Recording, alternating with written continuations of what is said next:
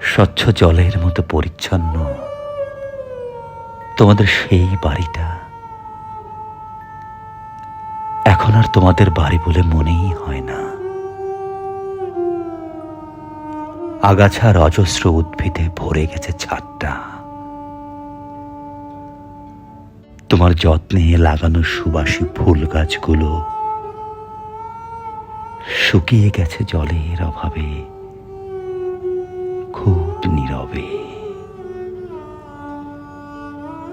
কতটা ম্লান বিবর্ণ ধূসর হয়ে গেছে তোমার ঘরের রং। সেই দেয়ালে জাল বেঁধেছে অজস্র মাকড়সার দল, যেখানে একদিন শোভা পেত তোমার তৈরি তাজমহল। অথচ আজ সমস্ত কার্নিশ জুড়ে নীড় করেছে চড়ুই পাখিরা।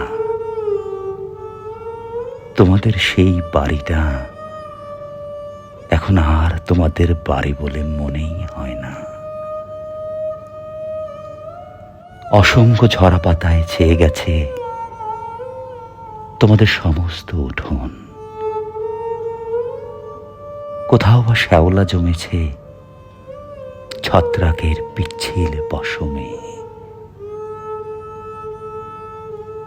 তোমার যত্নে পালিত সেই পায়রাগুলো হয়েছে খোপ ছাড়া।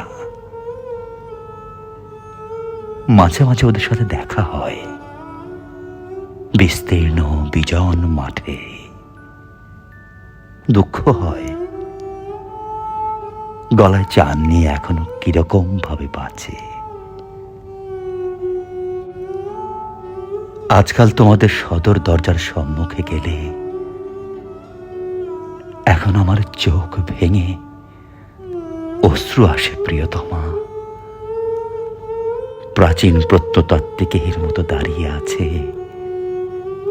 এতিম দরজাটা, যেন তার সভ্যতার কোনো মায়াপুরীর মৃত্যু শোকে বেঁচে আছে কোনো রকমে ধুকে ধুকে। তোমাদের নলকূপের পার এখনো হয়ে গেছে প্রাগৈতিহাসিক কালের মরা জলপ্রপাত, যেন পৃথিবীতে তার মতো কেউ পায়নি এমন খরার আঘাত। যেন এখানে কোনোদিন জল গড়ায়নি, কোনোদিন ধোয়নি কোনো সুন্দরী মুখের আয়না। ইদানিং পায়রাগুলোর সাথে আর দেখাই হয় না। ওরা যেন কোথায় হারিয়ে গেছে আমার মতো। হয়তো অভিমানে খুঁজে নিয়েছে আকাশের ঠিকানা, অথবা তোমার দীর্ঘ ভালোবাসার অভাবে ওরা মরে গেছে, যেমন আমি মরে গেছি। স্বচ্ছ জলের মতো পরিচ্ছন্ন তোমাদের সেই বাড়িটা